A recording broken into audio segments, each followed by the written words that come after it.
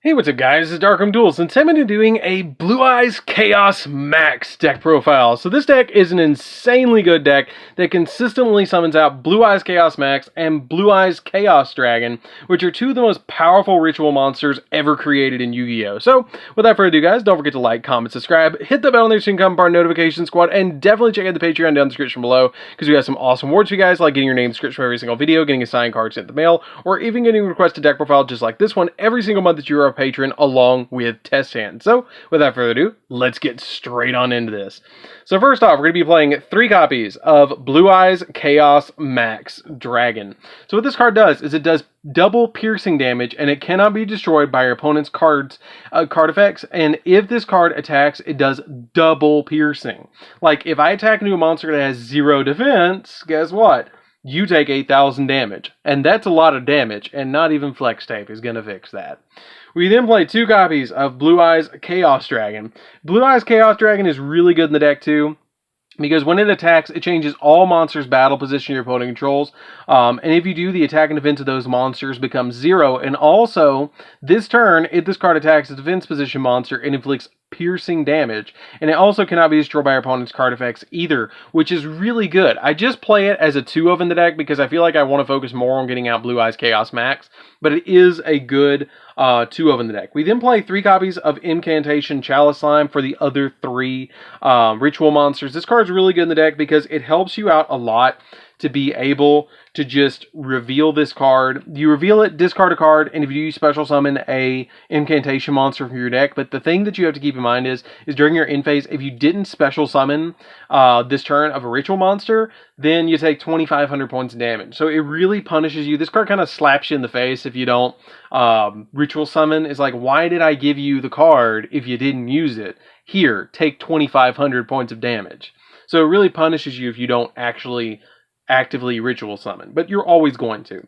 We then play 3 copies of Blue Eyes White Dragon, which is a legendary dragon, is a powerful engine of destruction, virtually invincible. Very few have faced this awesome creature and lived to tell the tale. So, as you could imagine, if you play against the Chaos form, you're really not going to make it. We then play 3 copies of Manju of the 10,000 Hand. When this card is normal summon, or flip summoned, then you can add a ritual monster or ritual spell from your deck to your hand, which is super helpful for the deck to be able to grab any particular ritual monster or ritual spell, like your Blue Eyes Chaos Max, your Chaos Dragon, your copy of Advanced Ritual Art, Chaos Form. Depending on what you need, this card's got you. We then play for the incantations. I'm playing 3 copies of Talismandra. Talismandra is really good in this deck because you get to reveal a ritual monster in your hand, and then special summon it and an incantation from your deck. And if this card is special summoned by the effect of an incantation, then you can add a ritual monster from your deck to your hand. Now, Kendall does the exact same thing except for ritual spells. You reveal a ritual spell, then you can special summon it from your hand, and then you get to add a ritual spell from your deck to your hand if you special summoned this card from the deck, which is pretty cool as well. I actually tell you a really funny story. There will be a live duel coming up on the channel eventually, where I actually dueled Todd over on StaringAtGames, and if you guys haven't subscribed to StaringAtGames, you should definitely check that out down in the description below, where we play all sorts of cool games like Spyro, Crash, Yu-Gi-Oh! Duel of the Roses, all sorts of cool stuff. I was actually dueling against him, and I thought I was playing 3 copies of this, and I searched the deck. I was like, summon Kendall, and he was like, well, where is it? And I couldn't find it in my deck. And come to find out, I organized the deck later, and I was only playing 2 copies of it. And it was like, oh my god, I didn't even know I was playing 2 copies of it. It just was really funny to me. But it's a really good card, and I bumped it up to 3 because of that. And that's the really cool thing about the live duels that we're doing on the channel now, is you get to play test, and you get to see the decks, and I get to realize, maybe I should play 3 Kendalls. We then play a single copy of Pencil Plume. Pencil Plume lets you reveal a monster in your hand, and then you can special summon both this card from your hand and an incantation from the deck. And then if this card is special summoned by the effect of an incantation, you get to target a ritual monster in your graveyard and add it back to your hand. And then we play a single copy of Bookstone. Bookstone's really good because it lets you do the same exact thing as Pencil Plume, except for ritual spells. So ritual spells, ritual monsters, which is pretty cool. So spells, monsters. Pretty much. So, that's it for the monsters, guys. Let's get into the spells. We don't play any traps in this deck because you just don't need them. So for the spells, we're going to be playing a single copy of Incantation Inception. This card essentially lets you ritual summon with any of your incantation into any ritual monster, which is pretty cool. it's a really, really good card, and I really like it as a one-of because it just helps me go into, without playing this card, you can't go into your copy of Chalice Slime, and there are instances where you leave on your side of the field, like an extra Bookstone or an extra Talismandra and a Bookstone, and then you want to use those to go into your copy of your Chalice Slime so you can get another 2500 beat stick on your side of the field that can essentially get you a pop on your side of the field and attack a monster, which is good. We then play 2 copies of Chaos Form, which is kind of like Miracle Fusion, but a ritual spell. This card lets you banish either Blue Eyes White Dragon or Dark Magician from your graveyard to ritual summon a Chaos monster, which is pretty cool. And you can also just use it as a regular ritual spell to ritual summon your Blue Eyes Chaos Max by sending a level 8 monster from your hand to the graveyard, which is pretty cool, or your side of the field. Really, really good card to play as a 2-of. We then play 3 copies of Advanced Ritual Art. Advanced Ritual Art is really good in the deck because you can use this to send a normal monster from your deck to the graveyard to ritual summon into any ritual monster with the same level. So I just used the Blue Eyes White Dragons to go into your copy of the Blue Eyes Chaos Max. We play 3 copies of Trade-In. Trade-In is super nice because sometimes you draw into Blue Eyes White Dragon and you don't need it because you have Chaos Form in your hand, and it's like, it doesn't matter if it's in my hand, it doesn't matter if it's in my graveyard, I might as well just send it to the graveyard to get more value out of it, so I use the Trade-Ins to draw. We play 3 copies of Melody of Awakening Dragon. The Melody is really good because it lets you discard a card and then add 2 dragons with 3000 attack and 2500 or less defense, and all of your monsters have 3000 or more attack and 2500 or less defense, so you can add Chaos Max, you can add Chaos Dragon, you can add Blue Eyes White Dragon, you can add anything that you particularly need, and it essentially makes Trade-In ridiculously live because you're essentially playing 2 searches off of this, and you can break even because this is a +1, or not +1, but this is breaking even, and this is also breaking even, but it's essentially letting you get 4 cards out of your deck to thin, and this can search your ritual monster and your ritual spell for your incantations if you don't have them, which is going to be really helpful. This searches the ritual monsters. We then play 3 of my personal attack cards, and that's 3 Xian Spy. Xian Spy is really neat because it lets you give your opponent a monster on your side of the field. So if I just give you any incantation on my side of the field and I just am like, here, yeet, you have this, I don't care. I just attack into it with a Chaos Max and OTK you for free, which is really cool. And I love that ability to be able to just give you a Talismandra, Chalice Slime, Bookstone, Pencil Plume, any of those 8 monsters, and then I just OTK you with Chaos Max. I mean, it's ridiculously easy. And then for the last 3 spells of the deck, we're playing 3 copies of Pot of Extravagance because we don't need an extra deck.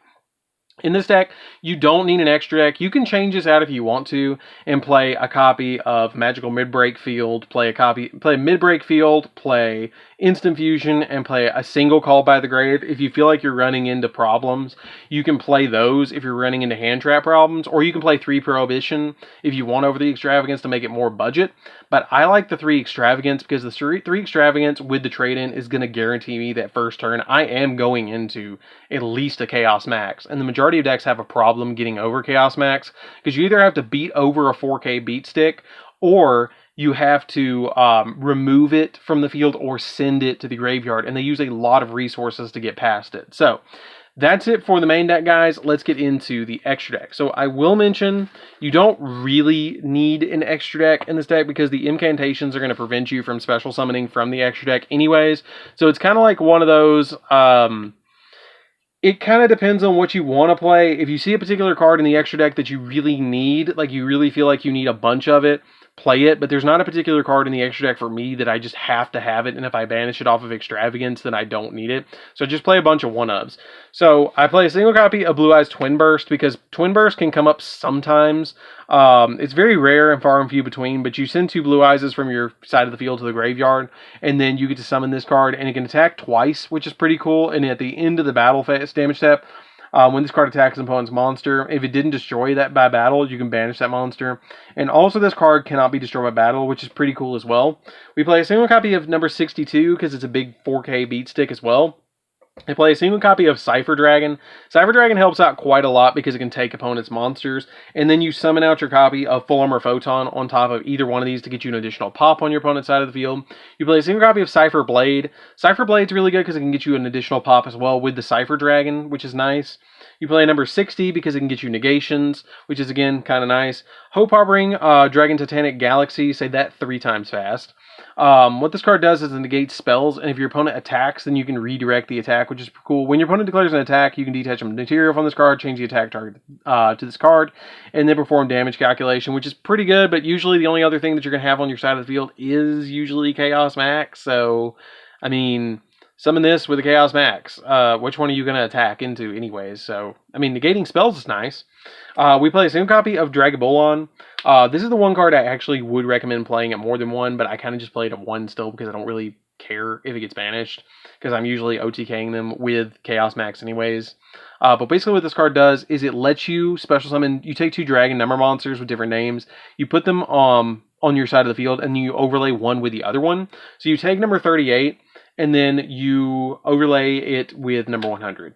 Or you can take number 62 and overlay it with number 100. It depends on which one you want to go. It doesn't really matter. You can just kind of pick which one you want to summon. But you always summon number 100 on top of it. Numeron Dragon is really good to summon in this deck because it goes up by the rank of all monsters on your side or on the field. So it automatically goes up to 9,000 because Dragabolon stays on the field. And then this has rank 1. So you have 9,000 attack, which is pretty good. We play a single copy of Hieratic Seal of the, or Hieratic Sun Dragon Overlord of Heliopolis. That is another mouthful. But basically what this card does, you detach a material, tribute cards from your hand or your side of the field that are monsters, and then pop cards on your opponent's side of the field. Divine Dragon, Night Felgrand, just in case you need complete protection against something. Dingirsu in case you need protection against destruction, which is kind of nice, or send something to the graveyard. Number 23 is pretty good because Lancelot is really good because it lets you, like, pop spells and traps, which is pretty cool. And also can attack your opponent directly.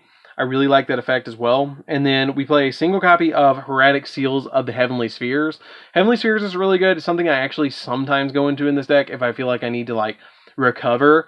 But what this card does is it lets you tribute it and then bounce a card on the field, and then you special summon a dragon from your deck, which is usually going to be a Blue Eyes. You're not going to special summon the rituals from deck, obviously, so it's usually Blue Eyes. We then play a single copy of Nightmare Phoenix. Nightmare Phoenix is just here to pop spells and traps just in case we need it. So that's it for the deck, guys. I hope you enjoy it. It's a super fun deck to play with.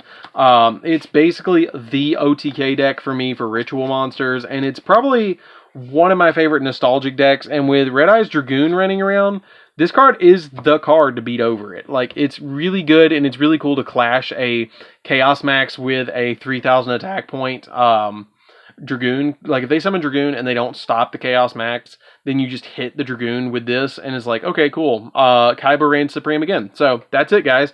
Don't forget to like, comment, subscribe, hit the bell on there so you can come part of our notification squad, and definitely check out the Patreon down in the description below, and I'll see you guys in the next video. See you later, guys.